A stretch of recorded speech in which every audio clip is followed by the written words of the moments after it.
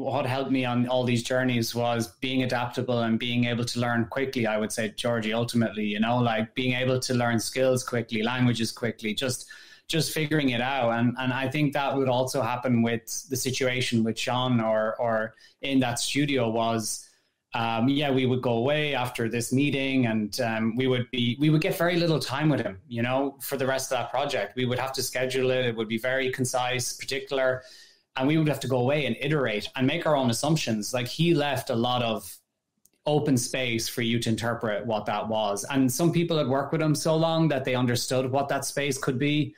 And I kind of observed and watched and tried to figure that out. And I think multiple factors. It depends on the day you got him on. It depends on all those things. I think he, you know, as anyone with that level of desire, they're quite passionate, and that can turn into frustration ultimately with, you know, certain directions it may or may not have gone. But I think there was enough people around him that kind of had a high level, like you could call them partners or associates, that kept an eye on things to make sure it didn't go in a totally wrong way. Because, you know, we have all seen, and some things have never been published, obviously, with this competition documentary that never came out. And it was about all the Snarkitects. And, you know, if something wasn't feeling right, I think, you know, if you were you could have got in a spot of bother with the people above and Jean himself. But I tended not to take that too seriously or personally. And naivety, again, probably helps a lot here. I can't speak for everyone in the studio, but, you know, I was grateful to be in the position I was in. So I just did what I had to do to figure it out. And eventually I did figure out the formula. It's just learning a language when you're working for him. It's learning his language, basically. Hello, and welcome to another episode of the Creative Insider Podcast. In this episode, I had the pleasure to talk with Alexander Buckeridge, who is an Irish architect based in New York City. He works at Snarkitecture, which is this very small but very boutique and famous architecture office that is renowned around the globe. Before working there, he was used to work also at Jean Nouvel, which is one of the topics we covered in this conversation. Before we start, I want to thank you for watching this podcast, and I want to remind you that if you want to support the show, you can do that for free by just clicking the subscribe button below this video. And that would be very, very helpful if you also could comment this video with your thoughts. I'm really curious to read them, and also you'll help the algorithm to bring us a little bit up and reach on a broader audience. Also, we have a very small Patreon community you can join. By joining the community, you'll be able to watch every single podcast episode live and participate in the live chat where you can ask your own questions to every single guest, and also participate in our monthly sessions where we discover what could be a topic that we can tackle together that's very relevant for every single creative business or career. So I hope to see you there too. The cost is just $5 a month, and you'll be part of the real insiders. Thank you very much once again, and now enjoy the conversation with Alexander Buckeridge. Alex, welcome to the Creative Insider Podcast. We're officially live. I'm super excited to be talking to you because you are director at Snarkitecture. Yes. I didn't know the company before we connected. And I saw the Instagram page. And for me, it was very impressive that there is this very popular page, High Snobiety, which spreads all these cool things around on their page across all kind of design media. And they follow you guys. So I was started checking the project. So I'm curious if you can explain exactly what is Snarkitecture, because from the website and from my little research that I did, it didn't seem it seems a very famous office, but it doesn't seem it does these huge developments. It seems to me more like a boutique architecture, more like also crazy cool interiors and things. So can you explain more? Yeah, sure. I think, big picture, Snarkitecture is the story of the practice comes from a Lewis Carroll poem, which is called The Hunting of the Snark. And the idea of that is that there's this crew on this fictitious kind of vessel that are going in search for a snark, is the name of the creature.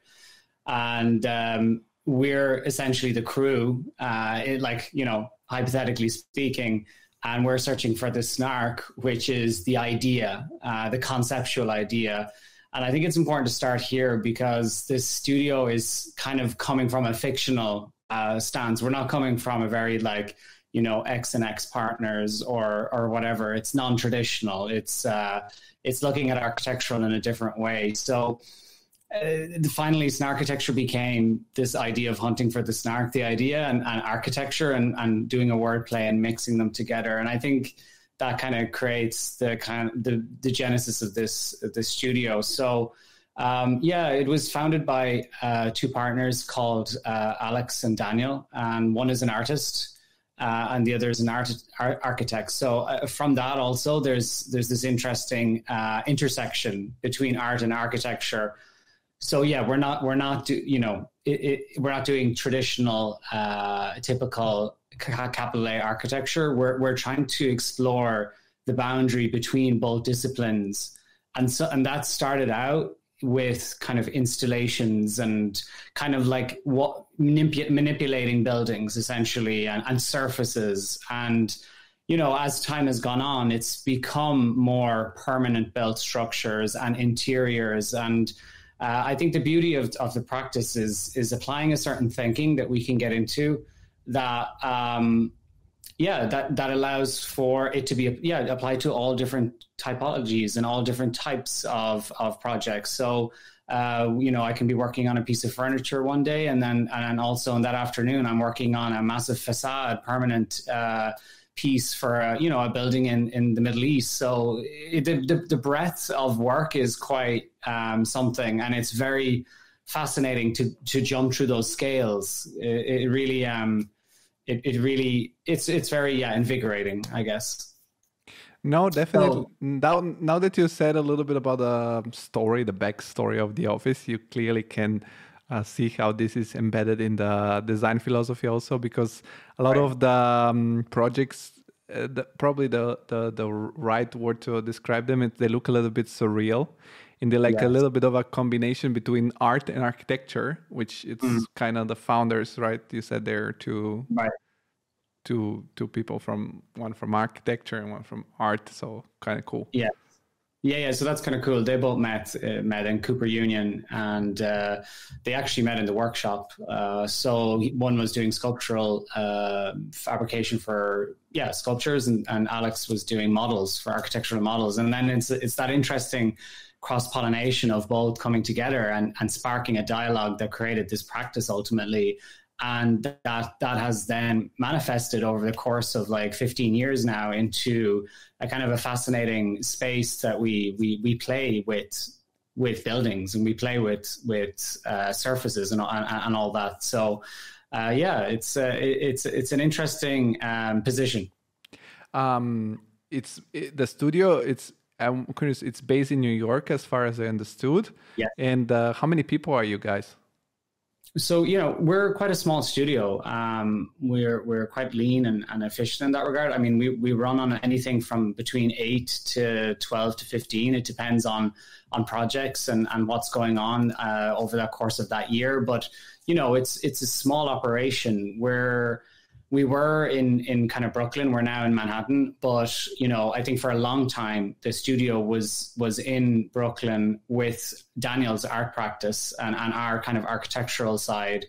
And it was, a big warehouse space. And there was a lot of interesting moments happening. I think the best one person described it when they visited me was, it's like a monochromatic Willy Wonka factory, because you had prototypes and pieces of everything you were working on scattered all over the studio. And it was also very fascinating to be engaged with people with different backgrounds, with sculpture or fabrication, and seeing them kind of work on parts of their projects that you could just kind of have little conversations. And so we kind of we started there, and we've been there for a while, and now we've moved and shifted over to Manhattan, where We're more the architectural side. Yeah, totally. And then, as you mentioned, New York, I was there last year, and you can totally see that the city it's made to kind of generate these connections between different disciplines. Also, there are these areas like Chelsea, Meatpacking District, Dumbo. It's like this super and the beauty of New York is it's so dense, so that it's kind of like squeezing all these minds together. So there are so many collaborations in New York. I can think about I don't know if you know the YouTuber Casey Neistat.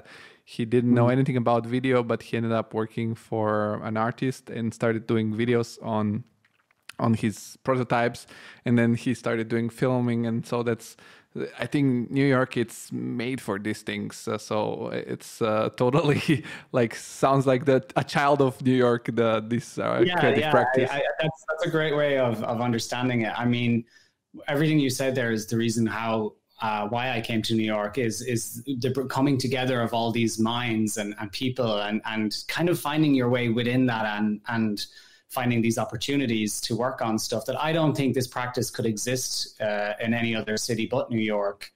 You know, to get exposure, to be in the middle, to find people who are willing to give us a shot to create that kind of work.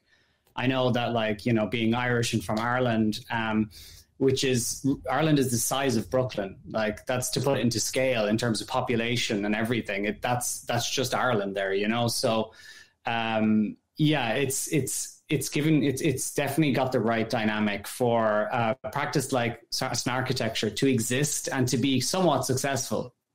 Yeah, of course. And what I noticed that people are super excited about these new things, and there is this very weird chaos, but also bonding between the people. Everybody feels New Yorker, and they feel super proud of their city, and when there is something new and cool, they feel like kind of proud of this coolness that they spread around. So I can totally understand the whole office.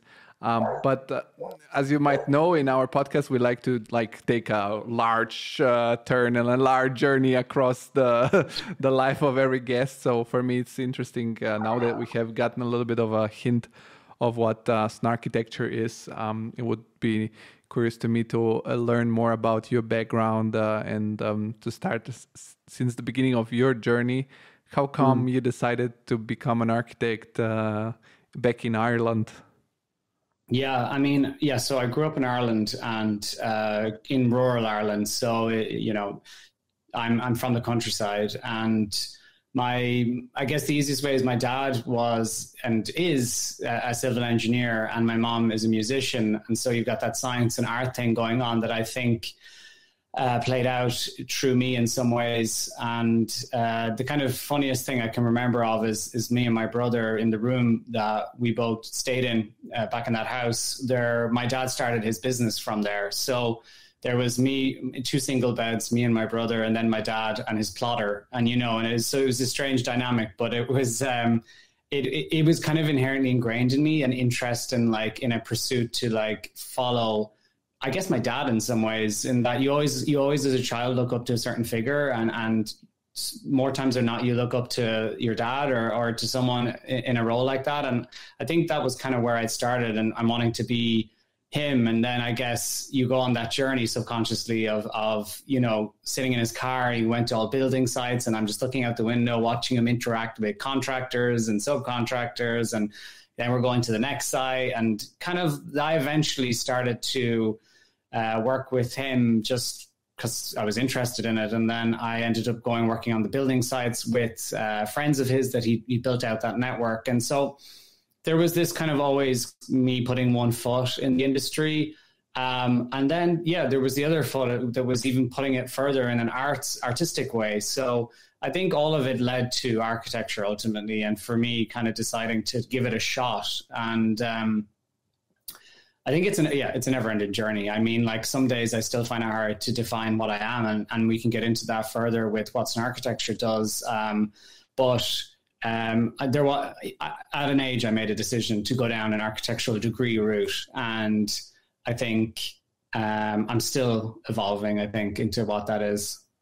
Did you get your education in Ireland, or did you move So, abroad? I got a 3-year bachelor's of science in Ireland in a university called Waterford Institute of Technology, and then I did Erasmus in Brussels for a year at La Combra Horte, and then I went back and I finished it and got a bachelor's of architecture in Ireland. So it was a 5-year in total, and that journey was kind of, it was really fun. And I think the kind of point where things started to change a bit was when I left Ireland and actually went on the Erasmus and started to meet a European community of Italian, Spanish, German, and understanding more about like the world, about Europe, and about like what architecture could do for me, and actually take me on a bigger journey potentially that wasn't just about making buildings, but also creating connections, communities, and actually, exploring different avenues. So like when I went to Brussels, I ended up actually studying art, architecture, and landscape design. It was a studio. I had 4 choices, and now thinking back on it, I think that had quite an influence on me, because it made me realize that I could probably take this in a different direction slightly. And I remember, making videos and film and exploring different mediums as to how to express architecture, and having those conversations, some of them in broken French / Flemish, but meeting people and them driving you in different ways to understand what our profession is. And I think as I went on that journey, I always questioned what was it that we could do and achieve as architects, not only as people of, guardians of society to a certain degree, but also master builders. And I went on to question that further into the artistic realm and landscape and so forth. So that was my education, and eventually led me into the professional realm. Yeah, I think I had a similar experience because I went from Italy to Germany.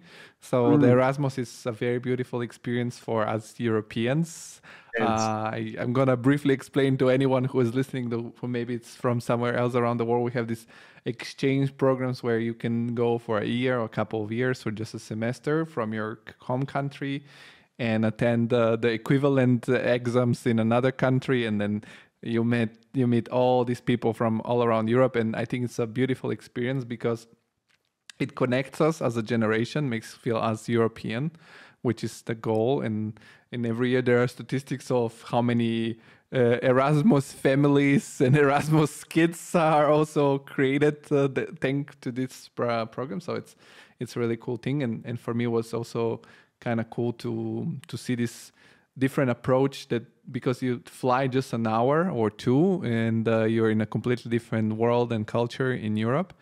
So what was for you the difference between Ireland and Belgium? What were like for you the biggest maybe eye-opening moments, or something that really hit you, the Belgian approach to compared to the Ireland one? Because also you come from a Master of Science, so maybe it was a little bit more. Yeah, I think where I came from was a place where I think the work of David Chipperfield and Grafton Architects and that kind of space was quite influential in our education. And I think when I went over to Belgium and its proximity to Holland and to France and a couple of those countries, but I would say particularly to Holland, I started to see a different way of architecture that was evolving. And like we all, understand what Raym Koolhaas has done for architecture and how he has kind of been a pioneer of a different way of thinking. And I think a lot of that started to open my mind a bit more. I started to meet professors that were trained or had exposure to that thinking,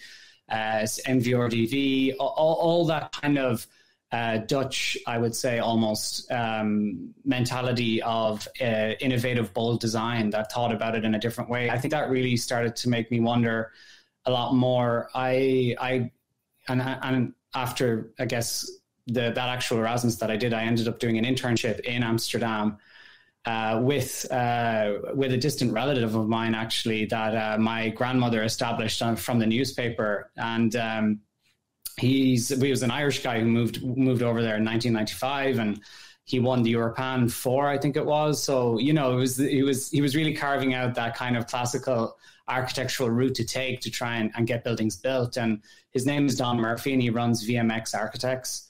And I think, between the experience in Belgium and then going to Amsterdam on a train and getting Don to basically give me an internship, which was, a favor ultimately. And I appreciated his wanting to take me under his wing and show me what ways architecture could be done. And I think also what the life of an architect to a certain degree, because when you're in the studio and you work with your professors, you kind of understand it as, selling concepts ultimately and making the best concept possible or the most interesting to that jury.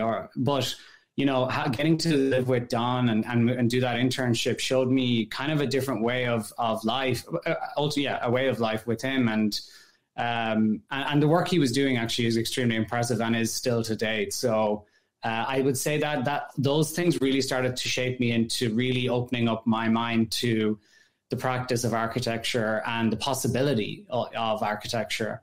And I'm very grateful to him for kind of sitting me down and basically saying, this is the kind of life you want to have. You can do it, basically.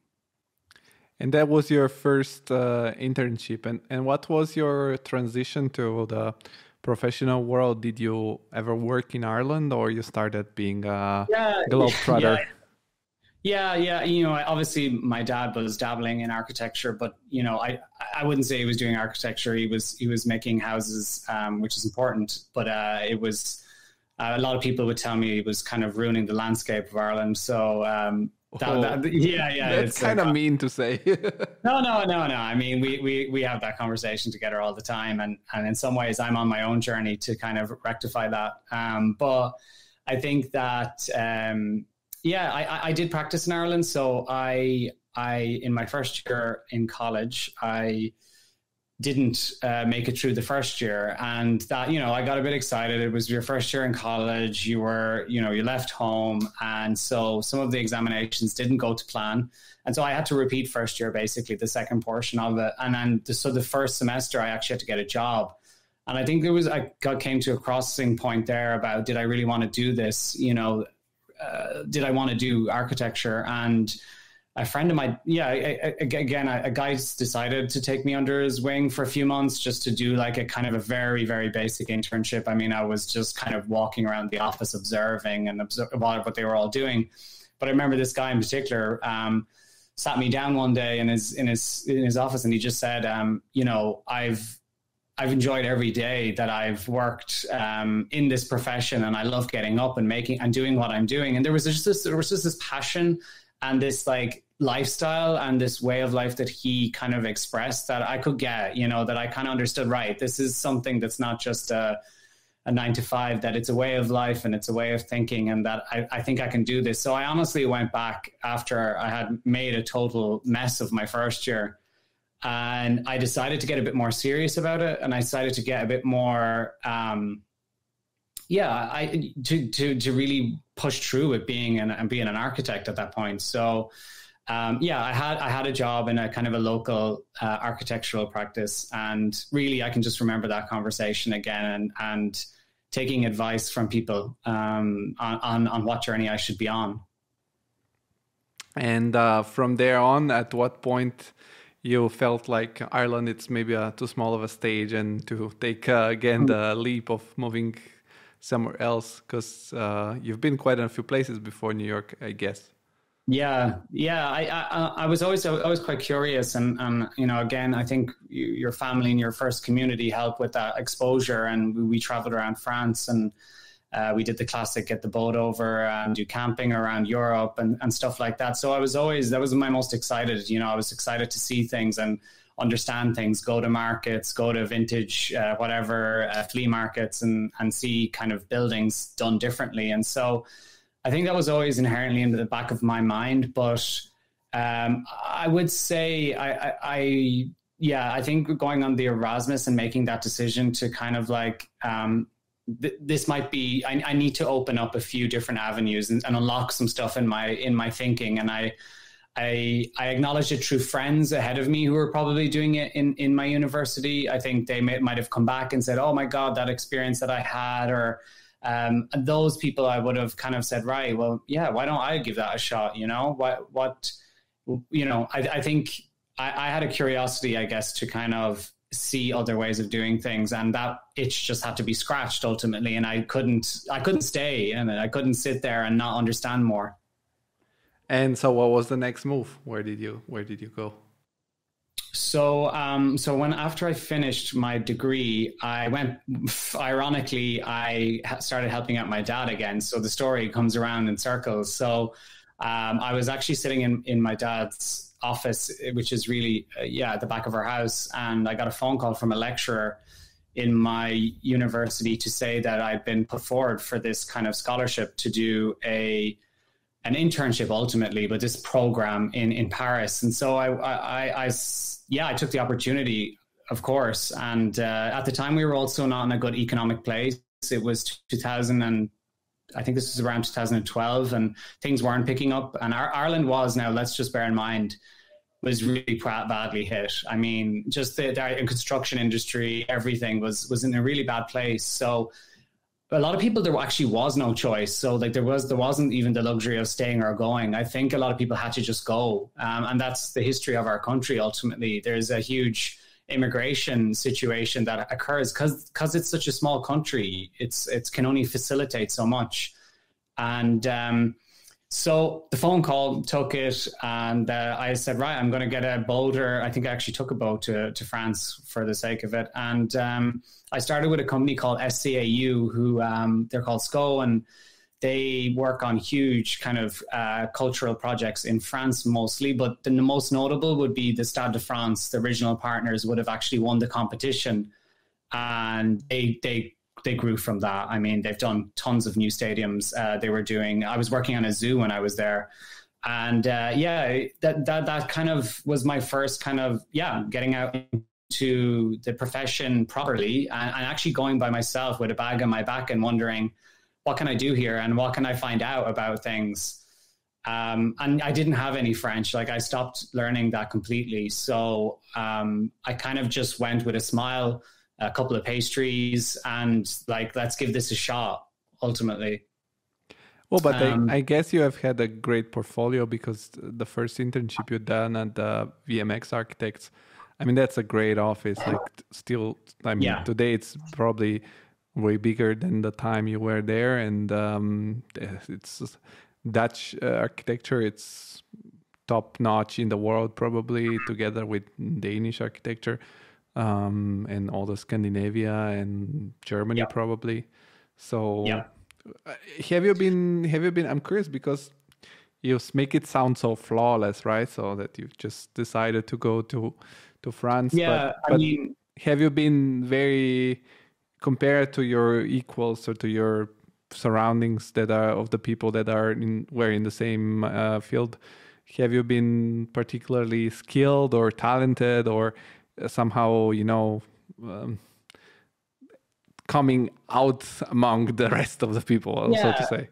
I mean, look, I would allow my colleagues and peers speak to the talent part, but I think that there was a part of it that ultimately that like got me in the position to be put forward for this role as an intern in France. And I think the lecturers saw something in me that I could pull this off essentially. But I would say, ambition is a huge part of it. Ultimately, I had a very a desire and a hunger and an ambition to pursue any of these kind of things. Like I would never sit there and ultimately wait for the call, or I was trying to ring Don. I was trying to contact VMX to make sure I got in. There was this kind of constant need to want to mingle essentially with some people who really know what they're doing in the profession. And I think that I could acknowledge that, and I could recognize who potentially these kind of people were. And all I was asking for was a conversation or a shot to see if I could also,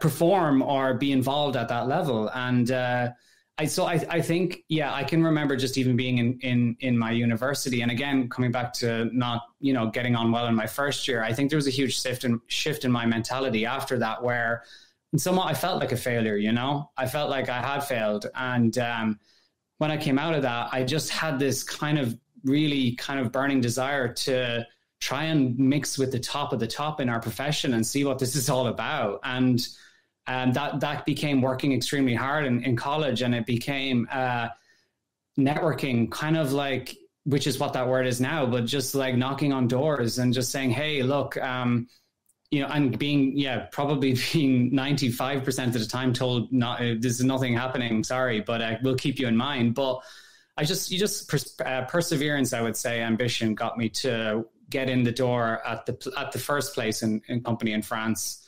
And I think talent is there too, but and luck, I think a lot of people say that too. I mean, my sister would say that I'm always, if they drop me out of a burning building, I'd still land on my 2 feet and just walk away and dust myself off. So part of it is luck, but I've thought about that more actually recently. And I think you've got to be a bit of an opportunist, and any kind of sniff of an opportunity that I see, I tend to make about 4 more out of it. So that's where luck comes from, is finding those spaces where you could find an opportunity and somehow finding more opportunities within that. And that's how I ended up in France. And that's how the story will continue, how further opportunities came out of that eventually.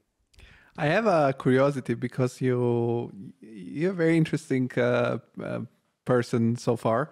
And you mentioned quite a few times that you mentioned this expression, being an architect, also now challenging yourself with the best in the field, with the best in the industry, which is most of the time, the dream of every architect. But probably at least it's driven in the beginning by a little bit of naivete when we start with architecture, that architecture is this what you learn in school. It's like the tip of the iceberg, let's say, from what really architecture is, from the moment you have an idea in your mind to make it physical. And what is your drive? What is your motivation? What makes you go through this? Because let's be honest, like architecture, can be super fun and very rewarding, especially when you accomplish something. It's very physical. You can literally walk through your ideas when they become reality. But it's also a lot of, let's call it suffering, because first of all, the creative process is a little bit difficult because you start always from a white canvas. Then let's say it's not like, I don't know, you become an architect and if you end up working at the biggest office, you get super rich because they pay you super high salaries. It's not because you have an easy job that you leave at 4 in the afternoon. So what is your personal drive? Like, what do you love? What makes you go through? It made you went through also, let's say, going abroad and leaving your family and your friends. It's also not an easy step, So what is your drive? I'm curious. What is your power in internal flame? I think, I think a part of me has this kind of word, which is, curiosity ultimately. And it's like, one thing is that I'm always kind of curious as to how we can do things in different ways and how we can experiment with things in different ways and practice, I guess, architecture in different ways. And that kind of thinking is definitely something that gets me out of the bed in the morning to try and evolve that, or try to test that out and see if there's different ways of seeing things. And I think I've always been interested in putting a different lens on looking at practice and looking at design and how, I think driving me essentially is like getting in a space with people and experimenting with, art buildings and spaces and places and it's just somewhat making a bit more of a positive impact on places, I would say, ultimately. So that one thing that really frustrates me is looking at the same repetition of buildings and surfaces and street walks, essentially, in majority of, I would even say, North America right now. It's all standardized, and it's all part of the fabric, the urban fabric right now. And I think what excites me is to try and go against that a little bit, and not in any way that it's revolutionary or anything. I'm not trying to say that, but to pioneer a bit more for that, and to try and, like, companies like Snarkitecture, who are trying to create environments ultimately that do stop people as they walk through them and say, wow, what is this? Why am I here? And what is it doing? It's creating a sense of presence. And I think all that kind of factors really, which is, I've been evolving that and throughout my career now, but that's kind of where I find my most passion about is that element of design and how it can do that for people and for places. And, something more I'm thinking about lately is this aspect with the planet as well. And, just all those factors and our profession, I find it very inspiring. Yeah, definitely. I was curious, I'm curious to discover this more and more often in the future, also podcasts and episodes, to go a little bit under the surface and more on a deeper level, because we have had different people from different backgrounds, also even a couple of architects, Jake and Erin, they're Harvard graduate, and they started this consulting company called Out of Architecture, because unfortunately there is a lot of it's a very big dichotomy in this industry, because it's something that everybody starts out of a passion, and when something is started out of a passion and out of love, money don't play a role, and sometimes you end up being used or overworked, or end up being frustrated with some things. So I want to try to also to explore more the positive side as you, to understand what is your motivation, what was your drive, because when we are in our own bubble, we underestimate our own achievements, maybe. I don't know. Yeah. And maybe for you, it's totally natural to work for Snarkitecture or all the other offices you've worked. But seen from the outside, it's kind of remarkable. So that's interesting to, understand how these kind of people like you tick in their mind. What is their drive? Yeah, I think, Georgie, there's a certain amount of, I definitely sat down and thought about the path I wanted to go on. I just didn't know how that path was never going to be linear. So, all these companies, I had key components of what I was interested in, and we still haven't touched on, I guess, going into work with Jean Nouvel and stuff, which, that obviously shaped a huge part of me now. But, there was this understanding of getting over to Europe, understanding the way they were thinking, on mainland Europe, how they were practicing architecture, and then kind of coming back, getting my degree, and then saying, right, I got to go back into a certain degree and getting that opportunity. And then I went back over, and I think I always just could see that, for example, when I did get a job at Atelier Jean Nouvel, my thesis, there was components of his work in it. So it's not completely disconnected in some ways. And there was this interest in kind of sensorial architecture. There was an interest in kind of contextual architecture. I've had some strong themes probably as I've kind of went through my education, but also through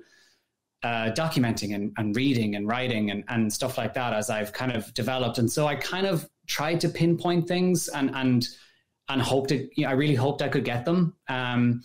But one thing that I think is super important is that if you don't kind of try to figure out what it is, that vision that you're looking for, that way that you're trying to get to, you can just go like a ping pong ball through the different firms and, end up, I guess I had to just carve out a very direct route that maybe sometimes I had to say no to a job, and that meant having no money, and that meant moving in with my parents. And at other times when the right opportunity came, I kind of jumped at it and went for it fully. So I think a part of it is like when you're in kind of university or whatever, is really finding your voice and what is it you're interested in within that area and trying to find that afterwards within the profession. And it's a really, really hard thing to do. Like, it's so hard because you don't get that choice ultimately. But if you have a bit of passion and ambition about it, and like you do hear that there's some kind of a calling and follow it, sometimes it can happen, you know, and it can work. And I think like, I feel like I'm still at like I'm like still 5% into this journey, to be honest. And like, I'm still on this route and I'm opening doors, and some of them I'll walk through and some of them I won't, you know, and the ones you go through, people get, oh, he should be here. You know, you feel like you're meant to be in this. People get you, and they kind of bring you in and are willing to give you time and space to learn from them. And I think I would always sit down and theorize and be kind of very intentional, I guess, with my ideas. And at the same time, that sounds quite serious, you know. It sounds like, you know, almost like, but I'm also, I wouldn't say to a certain degree. I think, I guess with work I can be, but when it comes to me as a person, I'm quite the opposite ultimately. So it's hard to get that from me. Yeah. What was your vision back then, and why you mentioned in your thesis there were elements of Jean Nouvel, and why Jean Nouvel, and why you what role played Jean Nouvel time for you in your long-term vision, or what attracted you to Jean Nouvel? I'm curious because, for example, it's so funny because everyone has their own. As you said, vision. And once you get your focus, you kind of more goal-oriented, let's say. And for example, for me, Jean Nouvel, it was never like, I don't know, my role, but it's not because I don't respect or don't like Jean Nouvel. It's just the world is so different, and there are so many examples out there, so that you cannot, I mean, I know I've also personally visited some buildings of Jean Nouvel in Barcelona, the tower, which is very famous. But I'm curious what was for you. For example, I'm very attracted to the Danish architecture because when I read some books also from Jan Gehl and from their concept of the city and their concept of creating this space for living, something clicked for me. It was like, yeah, this is what I was looking for. What was for you with French architecture and Jean Nouvel?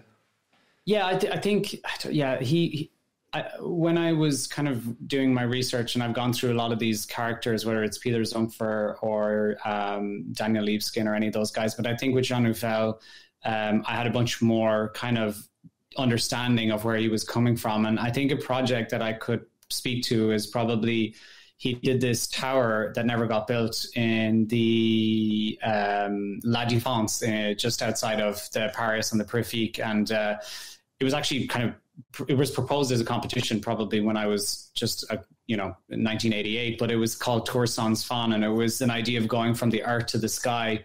And it was kind of like a gradient of darkness to light. And there was this poetry within it that I started to kind of relate to, is the best way to put it. And I could understand when I started to read about him more, and I started to, look at documentaries or YouTube videos or anything, the way he spoke about architecture is what I understood, how it could be created as well. So there's a huge imagination aspect to what he does. And then there's this layer of contextual architecture where he finds like the DNA of places and transforms that into something that exists in this time and place. So using technology that's relevant in society today, plus the fusion of what's going on in culture and society. And it's kind of like bringing all these ingredients together to create this building that's ultimately something completely imaginative and poetic and beautiful. And Jean has his own thing around the art and the architecture thing. I think he himself is quite confused, or would almost say he's an artist as well. So there was that too going on with him, and he was. They all start to do different typologies, and they all start to do different, fashion, furniture, and all that stuff. So he was applying that thinking elsewhere as well. But it wasn't until I got in there that I realized because it's all well and good reading and writing and all that, but when you get in there, it's obviously the reality of the situation. So it wasn't until I got in and found my feed and started working with him and under him did I start to realize where this was going and why this guy was so special, you know, and that was extraordinary. Like I did a couple of competitions, of course, and I did that for a while and working with him on those, and whether that was we were doing stuff in London or we were doing stuff in the Middle East. It was quite like an experience to go into a room with him and watch him operate. You know, I think the imagination this individual has is just beyond anything. You know, it's coming up with, you know, he inputs all the data, a very knowledgeable person, but when all the data goes into his head, it's like processing, and the next thing it's coming out with a narrative for how potentially this place could be and could live and it can exist and how it feels and looks. And so you're documenting all this through writing and through trying to understand what Jean is saying. And it's extremely, you know, a really intense creative situation that I've never actually, you know, I was never in that before. And that showed me a way different way of how they practice. And in some ways it's quite efficient now that I see, but like in other ways what I couldn't believe is like a guy who was 75 could still think like a child of 3, you know, and like, you know, life and reality and all the parameters of building and economics and politics. And yet Jean had this desire to just fly above all that, just not listen to it, and just to drive home dreams essentially. And yeah, I just, you know, and then I spent 4 years there. So, you know, the proofs, you know, that's why I ended up there for so long is I drank the Kool-Aid, Georgie. Yeah. No, I'm curious. One thing that I have experienced by talking to different people from, it's so for me, it's really interesting because I get to talk to you and I talk to many other people. Like this is episode over 120 now. So you can imagine I have a big background now by talking also to artists. And one thing I heard, you can tell me your experience, is that but when you work with these characters that are so talented and they're so... As you said, they have a clear vision.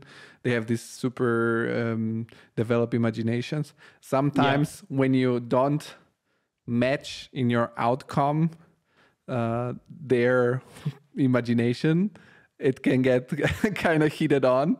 Is that also a case? Or because I've heard stories from other architecture companies, I'm not going to make names, that it's, you know, you have to be very comprehensive sometimes. So with this kind of figures, because as you said, they have a strong personality, strong imagination.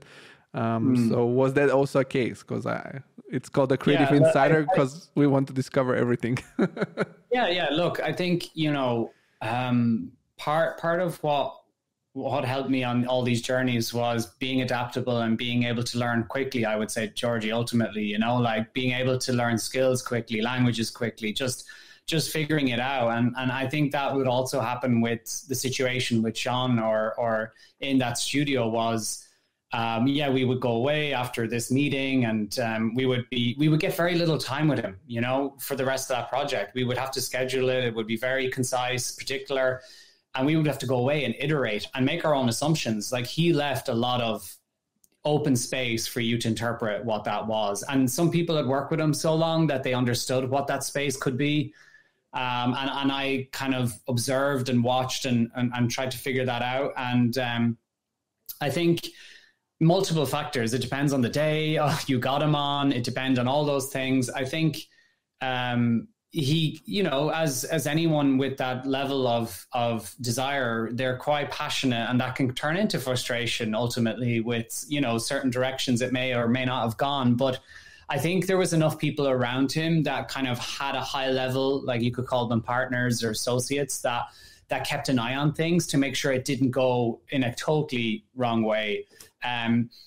Because, you know, we have all seen, and some things have never been published, obviously, with this competition documentary that never came out. And it was about all the Snarkitects. And, you know, if something wasn't feeling right, I think, you know, if you were you could have got in a spot of bother with the people above and Jean himself. But I tended not to take that too seriously or personally, and naivety again probably helps a lot here. I can't speak for everyone in the studio, but I was grateful to be in the position I was in, so I just did what I had to do to figure it out, and eventually I did figure out the formula. It's just learning a language when you're working for him. It's learning his language basically.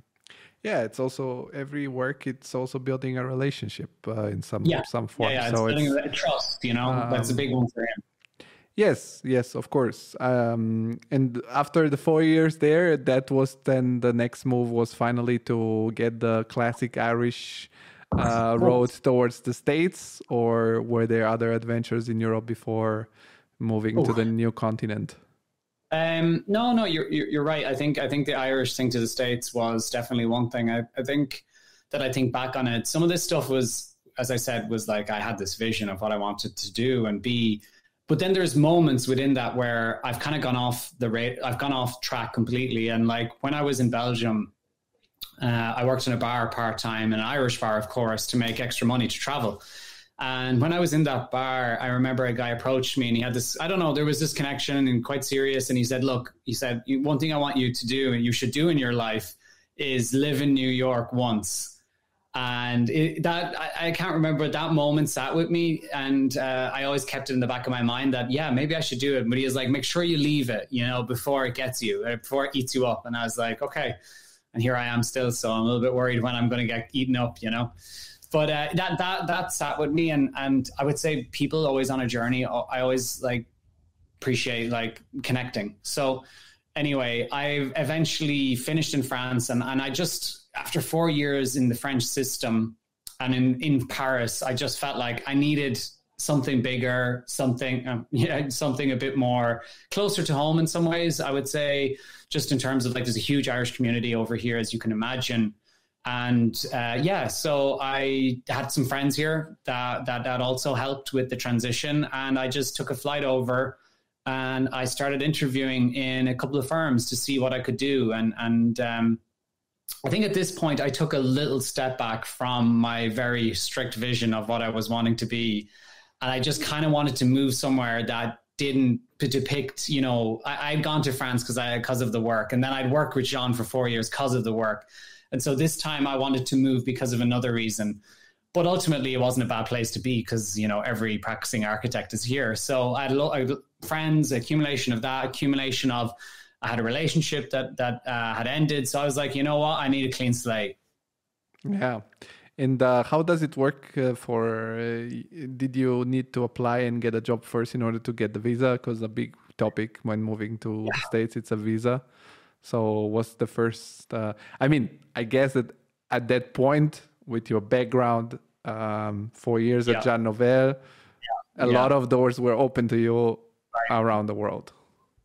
Yeah, so I did look at other places. I did look at, I think, Australia for a little bit. But I wanted to go to an English-speaking country at that point. That was the decision. I flew over on an ESTA visa, which is your basic holiday one. And I lined up 5 or 6 interviews, I think. And then so I took 2-3 weeks off.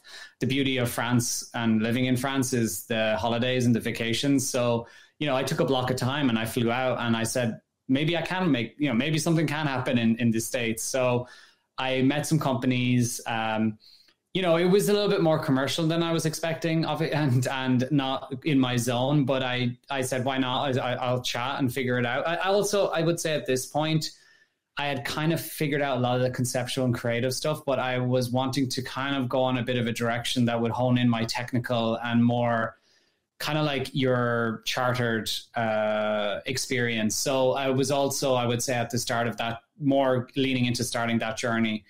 So I ended up, joining and got an offer, thankfully, with a practice that were operating in more of a technical area. And they were doing a lot of renovations in Brooklyn, Dumbo, and buildings and large scale, but willing to give me the chance, because this is the hard thing in our profession, is that if I stayed on that trajectory with Jean, I kind of knew where it was going and eventually where it could end, but I couldn't get the exposure to the breadths and depths of the industry, because they were focused on competitions and SD levels, and then SD would get sent out and to AOR, and then it's over with that community, and it's taken out of the office. And I was hoping to kind of start to learn more about how do these things get built properly in depth. And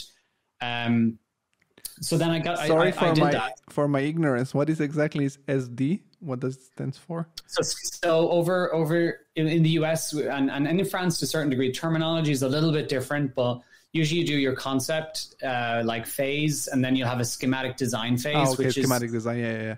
It's a slight evolution of the design of bringing more structure to it, shape, form, etc. So this is where Jean Nouvel focuses, and then it goes to further companies that make it. Yeah. I mean, in a basic level, the projects in France they stayed in all the phases, but the projects everywhere in the world would be developed to a certain level and then taken on. Because look, ultimately, it makes sense. The expertise of the studio were lying in selling of ideas ultimately. Exactly.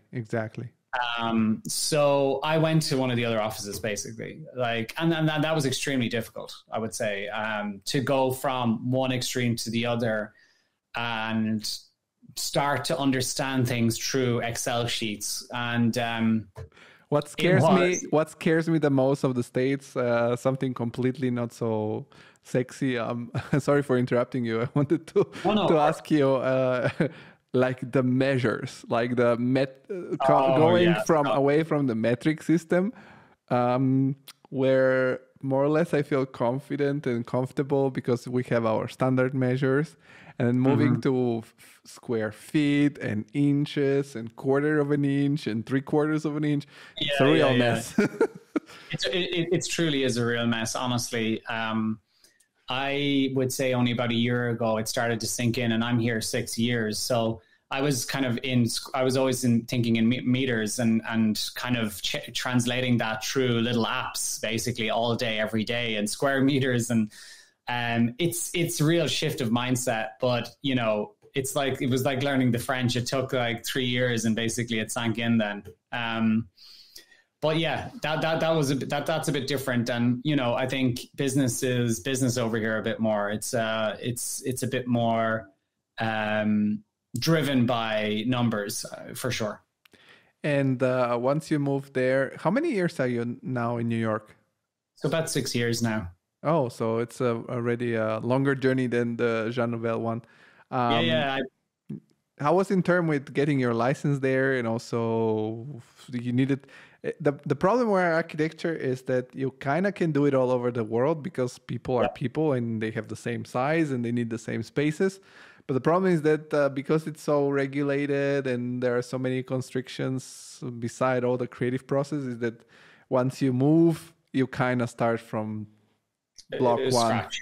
Yeah, so they tell you, oh, you work in Jean Nouvel in France, very nice, but here it's America, so we don't care. Start all over again. Well, yeah, so this was a big issue I actually faced. So I tried to do them in Ireland, and that didn't really translate that well because of the hours in a different country and so forth. So when I got to the US, a friend of mine mentioned that there was the REBA were running a US chapter. Essentially, they would fly over a couple of professors and they would run a program that would get you certified and licensed as a UK architect in the US. So when I saw it, I was like, right, this is worth a shot. And the system was pretty, it was a little bit more straightforward in terms of like in the US, you've got to sit 6 exams. It's only per state.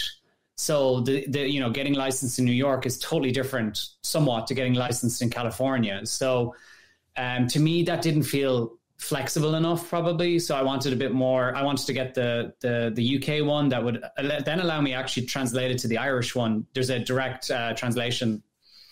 And so I did that. I took it over a course of 18 months and I followed a project in CA in Soho, essentially. So the job had to give me that. So I really changed, I would say, my journey a little bit to get that roundedness as an architect. And I was working more on construction. I was working more on the detailing, materiality, RFIs, submittals, and honing in like what it meant to see something go from a piece of paper to a building. And that's where I came across Ollie, and he was involved in the final chapter of that for me.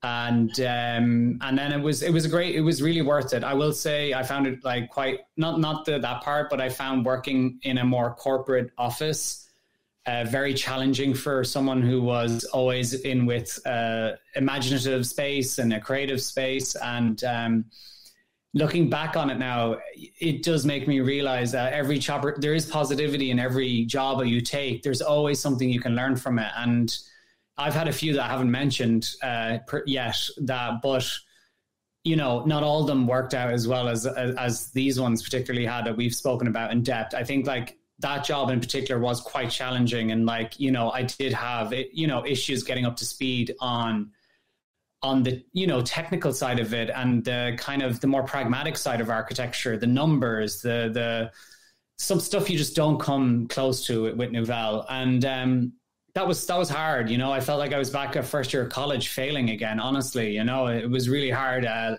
was a really steep learning curve.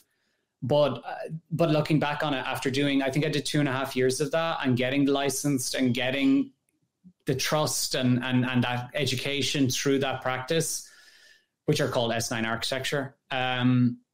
I became a better architect ultimately, or designer, because it wasn't straightforward. Yeah, totally. I can understand that. I had the same experience because in Italy, the culture is to keep you as theoretical as possible, because exactly these figures, like, let's say for me, the Italian Jean Nouvel is Massimiliano Fuchsas, and he's really a really strong figure in Italian architecture, and to keep you this, you know, form follows fiction theory. And then when I came to Germany, everything was focused on buildability of how you gonna, very nice concept, you imagine very nice thing, now how we gonna make it reality, how we gonna make it buildable.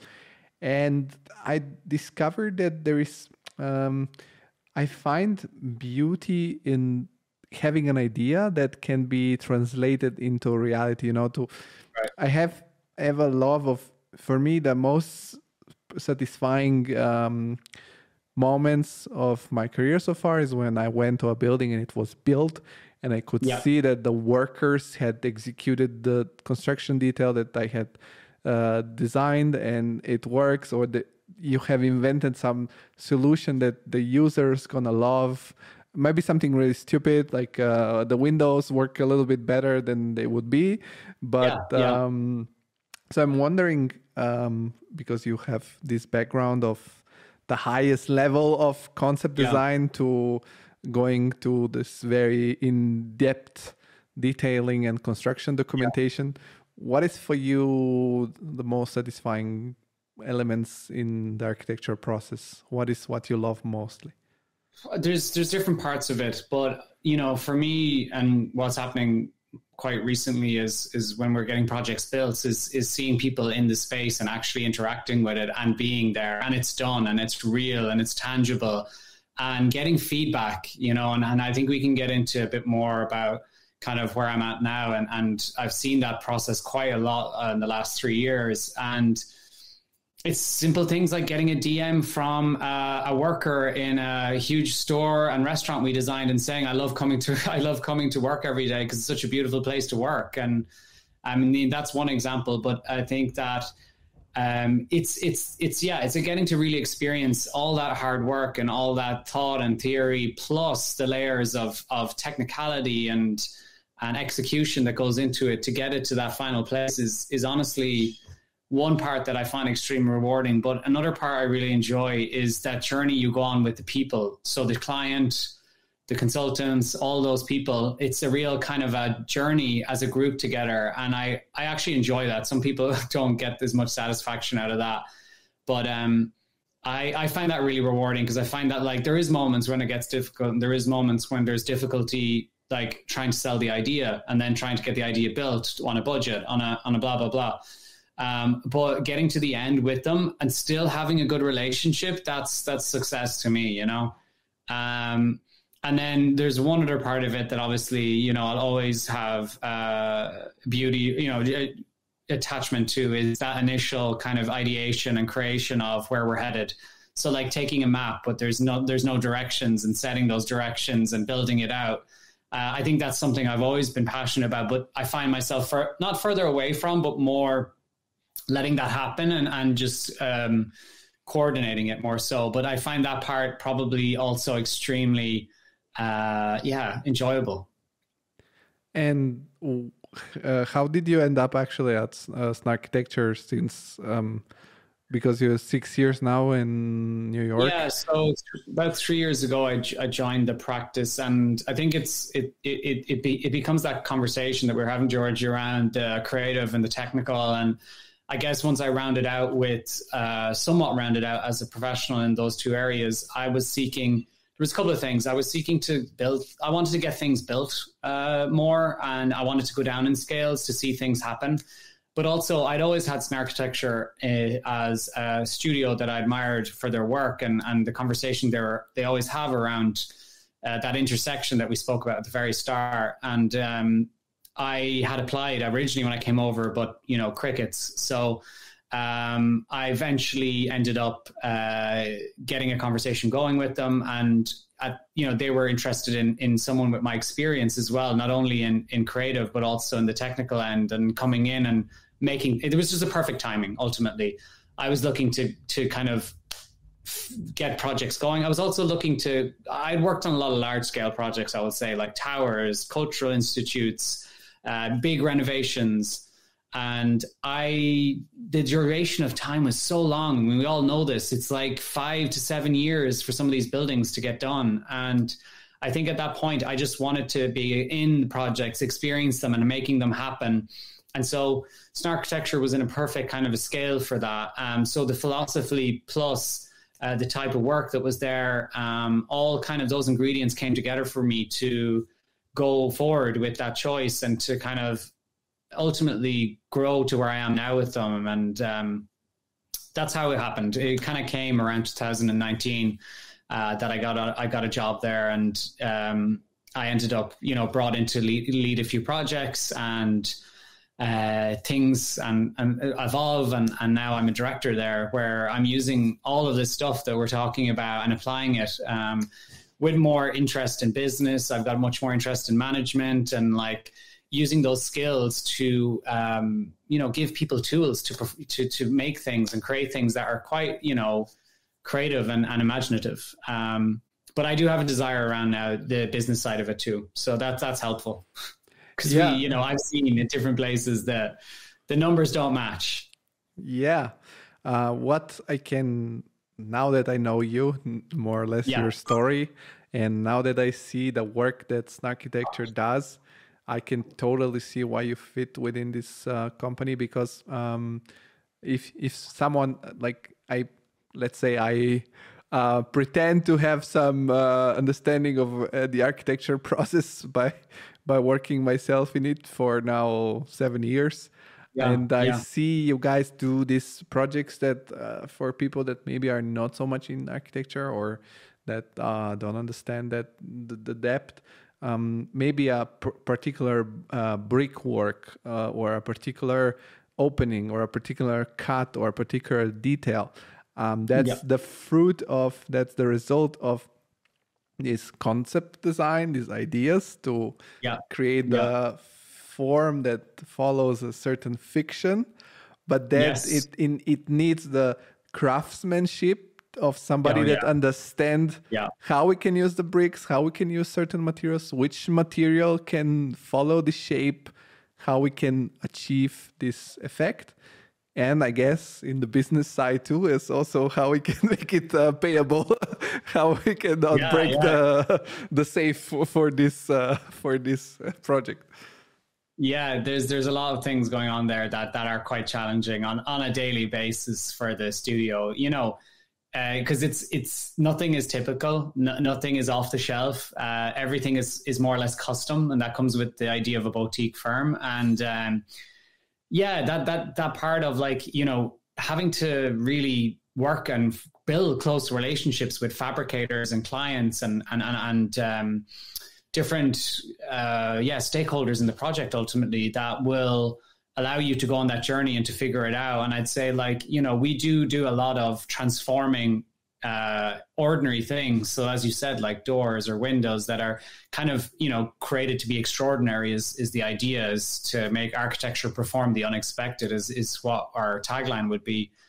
And that comes with excitement, I would say, from a lot of the people involved. And like, we're lucky that I would say 90% of work that contractors or subcontractors, fabricators do is kind of like, they want to work with us because they want to do something that challenges them.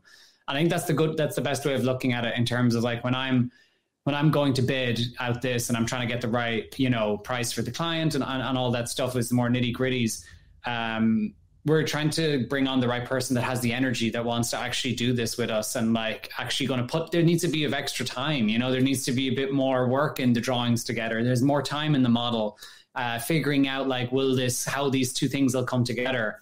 And so I think it requires more discipline, more commitment, more, on all of the levels of design and detailing to ensure it's at a certain quality. And that would be my role to a certain degree in the studio as well now, is like ensuring that these relationships are all operating well, but also that things that are coming together, whether it's from the creative side or the technical side, are being executed at the level that we expect, but that our client would expect too. And that's where I'm getting the thrill out of at the moment with my career right now is this point of like, of overseeing all that and getting to see the enjoyment on from the staff of like, when they're growing and they're learning, and I get an enjoyment out of seeing them kind of become another tool, like they're putting more layers on their whatever armor, let's say, or they're learning more. And also with the contractors too, and all them. It brings me back to with my dad to a certain degree, when I used to watch him out working with them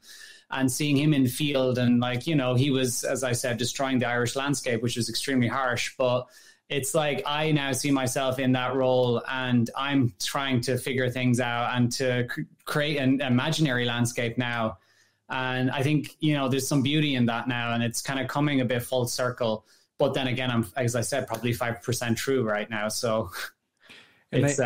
And I guess also in your case, you said you're a relatively small studio, and the things that you do are very, as you said, personalized, very customed, let's say, for the exact project. So you have also probably a quite different relationship with your with the different companies on the construction site, with the different contractors.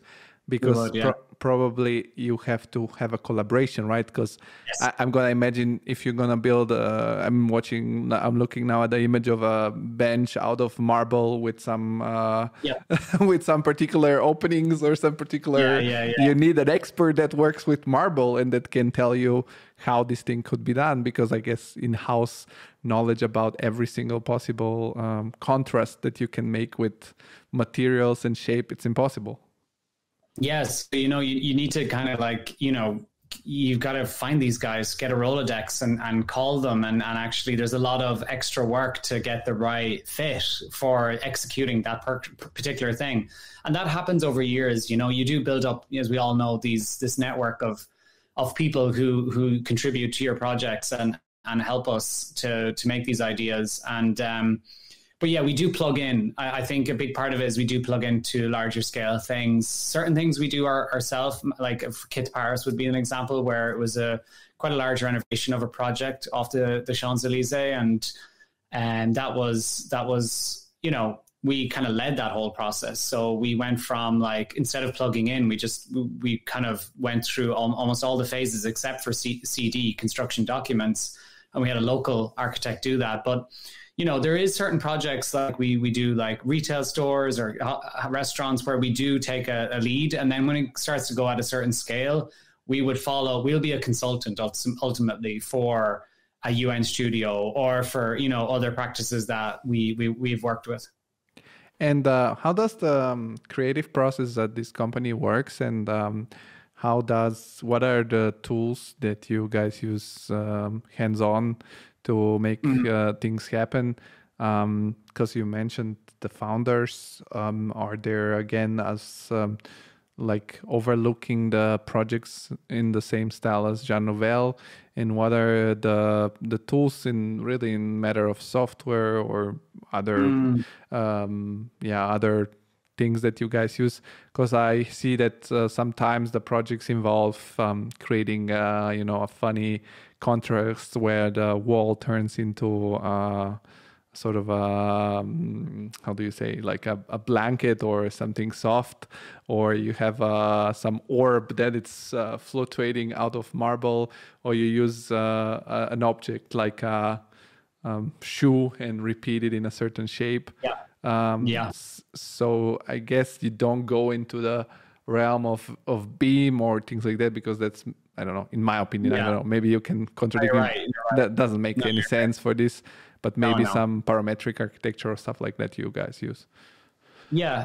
So for starting out, like with our creative process, I think there's within that book that I alluded to, the Hunting of the Snark, where the practice originally got the name from. There's a page in that book, and it's a map of the world that they're going and searching for, but it's a blank map. There's nothing on it. So I always like to think of that when we're starting the creative process, about putting a blank piece of paper with, a square within it, and thinking about, right, let's let go of all preconceptive notions of what, this thing should be or why it's like that. And we all sit down and we come up with we have a brief, but we come up with some big theme concepts, right? With the entire team. So it's not just like the particular project lead and the members assigned. It'll actually be the whole group of us. And we'll think about, topics and themes, but there are principles, Georgie, that like we use, and you can probably see that with what you've been saying. It's, there's this idea of always the projects need to have a playful aspect to them. They need to be immersive. They need to create unexpected moments. There needs to be a sense of wonder within the project. So there's a good few of these that we roll out, that we that set a framework, a very big picture framework, and then we allow kind of ideas to kind of come from that, and we'll shape that into a few angles. This will develop into this thing called a sketch session. And what we'll do is, and a best example would be to take something small here. So, for example, a light fixture. We work with different manufacturers in Italy and in Sweden, etc. And sometimes they'll ask us to do a collection. So we'll sit down with this light, and everyone will take a piece of paper, basically, and a pencil, and we'll create like a grid of 4 squares, and we'll apply kind of like a theme to the page. So like an action, for example, like melting, dripping, erosion, other things like, industrial, just thematic, and then put the light with it. And what does that mean? So it's combining 2 things to create something different. And that's a very small example of something that we would do that would build up a sketch, kind of like we would do a couple of versions of that. So you'd end up with a pile.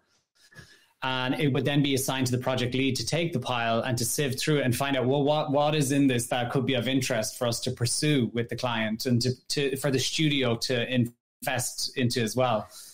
And so we'll come out with 3 directions from that. And those 3 directions will be developed through Rhino then. And you've got your various plugins that will be used when you speak of parametrics and stuff. Some people will apply Grasshopper, etc. to that. And we'll go through sketching. We'll go through a process of before that thinking and dialogue and research. That'll, and then eventually we'll do iterations through Rhino, and that we'll hone in our final design that we will shape with the client. We'll take that on the journey with them. So once we get that selected, it'll go through a rigorous process of architectural practice thinking, almost like like we said, the SD, the DD, CD. Because one thing to note that I guess we haven't kind of touched on is like everyone in Snarkitecture are architects, which is, funny. It's but that was actually something from the outset that Daniel and Alex wanted to apply those principles to the way they did work.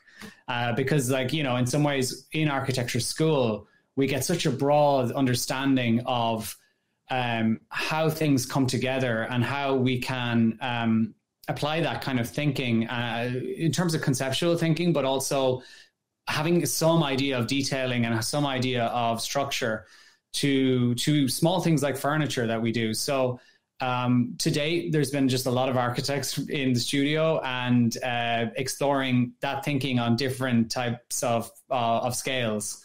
And I think that's quite nice. And so then it'll just go through that process, and it, one of the partners or myself will oversee the process. I think, and help with the feedback and the critique of that. But we like to bring in everyone. We like to just kind of like have that around the table discussion and let things happen, and creativity. Ultimately, it's a real game.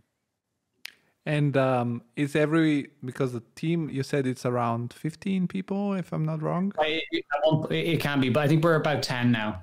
I'm curious about, first of all, how does the team it's so agile that fluctuate between 1/3 of the people? And the other thing I wanted to know is that you mentioned Rhino and different plugins, and if every person that part of the team, it's a sort of a multi-role adaptable player. What does I mean?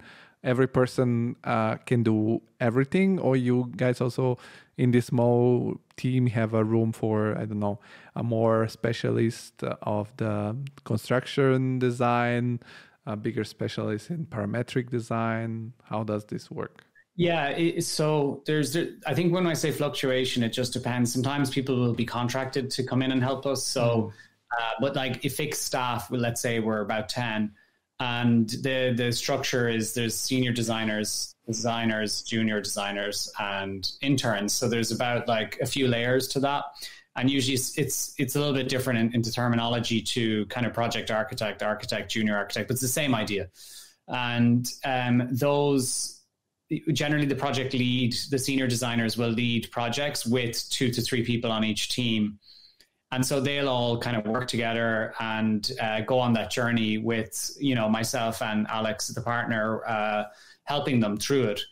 And there's no like specialization. I would say there's a generalist approach in our studio of understanding conversations that we do have on a quarterly basis around our approach, I would say. But one thing that's the beauty of the size of this company is one thing is the work, but I think the other part of it is people really get a lot of exposure and experience in a very short period of time, because you're coming in, and if you're in a big machine, we all know that you become a part of that one. But when you're in a smaller outfit, you kind of take on a bit more, you get a bit more exposure, and you get to experience much more. So a lot of our team do take on that, and they can end up being all of a sudden coordinating the consultants for the first time. And there's a line there that you need to be carefully managed, so you make sure that there's not too much growth happening too fast. But people have that want, they want to I want to be able to lead that, and we'll scale it per person. We may adapt a certain size to someone that's like, hey, let's let them lead a furniture piece, because the complexity is a little less, but it gives them all that project management exposure that people need. In our profession, it's a strange one, because ultimately, I would say as architects, you train as an architect, and somehow within this industry, you end up being a project manager as the kind of like next, the tiers as you go up. But that's a separate discussion. But I think I'm trying to give you the idea of like how it's quite diverse. They're wearing a lot of hats, trying to figure things out. And that's kind of how the success of being in the studio. And I'm curious, by being such a popular office and studio and all the work made by a small family of people, I guess is it very hard to get into the family? Like, do you guys have a bunch of applications, and then really the top-notch people manage to you're like the Navy SEAL of architects, so to say, that I don't know, you go through a bunch of applications, and then you really need to get very few people? Yeah, I'll tell you a funny one. I think, in some ways from the exterior, it might seem like it might be kind of a Fort Knox of design to get into, but it's honestly, because you said the word family, it's true. So the personality has to fit into the size. It's a huge part of it. So of course, there needs to be the skill set and the open-mindedness and the, abilities, the tools, the basics. But we need to ensure that the person is going to fit into this family, basically, because if it doesn't work out, it's going to create problems amongst a very small cluster of people. So I would say we've kind of adapted our process as we've gone through, where we've looked at the incredible portfolios, and we've also looked at really understanding who these people are and what their personalities are and what their interests are, to kind of make sure that they are someone who'd get on well in the studio. And we've started to look at integrating this team into that process, into the actual hiring process, because at the end of the day, they'll be working with them on a daily basis. So I think start opening up those channels are quite important to build out as strong a team, because we all know losing someone after a few months is not productive for anyone. And the people that are sort of supporting as external, I don't know, you say that you have like external support sometimes. Yeah. Are those like freelance architects or something like that? Yeah, kind of. Some of them have worked at the studio and are out freelancing or doing work like that. So they'll plug into certain parts of the project or stuff like that. It's not fair. Like sometimes it'll be more project management oriented or someone with more technical skills. But yeah, nothing very particular like BIM or anything like that. I think it's more some production execution stuff. Yeah. I could imagine. I just was wondering. Yeah. No, definitely, it's super interesting to explore this different format. That it's in contrast with these huge Archistar companies, and that has this. It's small, but it has the same resonance, so to say. I mean, as you said, there's so much out there, and it was a pure. I didn't know about The Office, but a lot of people around me know about The Office. So I was like, as you said, it's so nice to get sometimes out of your focus zone and discover something new. I'm curious, do the guys, do you keep the company quite small on purpose, like so that it can be this sort of craftsman fairy tale adventure based on the Snark map? It's to a certain degree, that's probably right. I think there is a bit of like keeping it at this scale. Like, look, you take the last even 4 years, 3 years, it's been quite complicated, right? But we've managed to keep everyone on that journey together, and everyone can speak of how hard the times have been with COVID and everything. But I think the beauty of landing at that space is that you make sure that everyone in the family is still there and we're not losing layers, And it's just been consistent. It's just been consistent since day one. It's been like, sure, it was Alex and Daniel at a computer together once, but, they got to a certain point around this 10, 12 mark. And I think they find that's where it works the best. And there's no plans to go under massive expansion yet. No, I mean, I can imagine it. But isn't it also that by keeping it that small and being so sort of a very niche down architecture studio, aren't you like overbooked because you have generated sort of like scarcity, so that like, I mean, it's not like there are 20 Snark architects out there doing the same stuff. I mean, not that I know. So yeah. No, it is. It's keeping it at size, I think allows us to focus on quality, and what we bring in is we like to think that we can put more time and intention around, rather than having loads of stuff, loads of people, it's more about intentionality and focused on what we want to do and the people we bring in. It's again intentional around who go on that journey with us.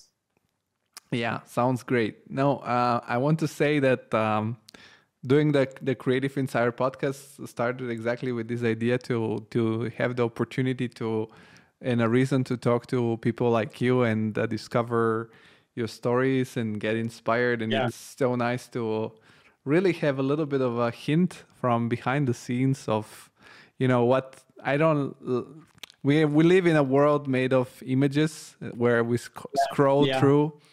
and there is so much more behind. And I think it's a beautiful media to be able to share this conversation with the world out there. I tend to finish the conversations always with this sort of positive note and try to create this pot of inspiration. So I always ask, by being in a creative industry, sometimes we have the battery low and we need to recharge with something that gives us new power for creativity. What is something that inspires you? Maybe a movie or a book or I don't know, sports or activity that you like doing that recharge you really? Well, I think what recharges me, it always evolves, Georgie, but right now it's ancient monuments. So you can take what you want from that. There's and not just pyramids and stuff, but I'm quite fascinated at the moment with a lot of stuff going on around the natural environment and all these ancient structures. And I actually find it extremely inspiring because as we're evolving and as a society, as we've evolved, we've created all this industrialized stuff and complexity. And as I go back through time and I look through what's been done in a very basic, primitive way, it's like, this is genius. You know? Why have we got so far away from that, you know? And there's a great show on Netflix by this guy called Graham Hancock, and it is called Ancient Monuments. And I've been on it, and then Joe Rogan has been talking to him a lot as well, actually. So I do go down these kind of real, rabbit holes about things to make me understand better the world and all that stuff. So I would say that to me is really inspiring. I read a lot around anthropology. I'm very interested in the writings of Bill Bryson and Yuval. I'm trying to think of a second name. It always catches me with this. Harari. Yeah. These books are incredible because I think, as people, design aside, I'm very curious and fascinated by what has got us to this point, and it just gives me more understanding of when I go out the door, what I'm doing. So that's another thing. And then I'd say another thing, and I do find inspiration in everything, but I love cooking and food, and for some reason I find inspiration in that as well. I'd say I talk to the El Bulli, the movement that happened way back. And I find that all very inspiring, and the way that they use food and experiment with food and that creativity was also something that's on. These are all on my radar at the moment, I'm sure when we connect again in another point down the line, I'll have another Rolodex of things that I'm fascinated by. Totally. That's the next thing that I say, everyone, that this was your first time on the Creative Insider podcast, but it doesn't have to be the last one. I love having recurring guests, and also all the people at Snark are very welcome if they watch this and they want to share their own story and they like it. And I want to thank you very much for your time. You have a beautiful second half of the day ahead of you in New York. What is ahead of me, it's just going to sleep. So that's also the beauty of it, that we can connect across continents. So thank you very much, Alex, for being on the show, and of course, all the best. Likewise. Take care. Thank you for this. All right.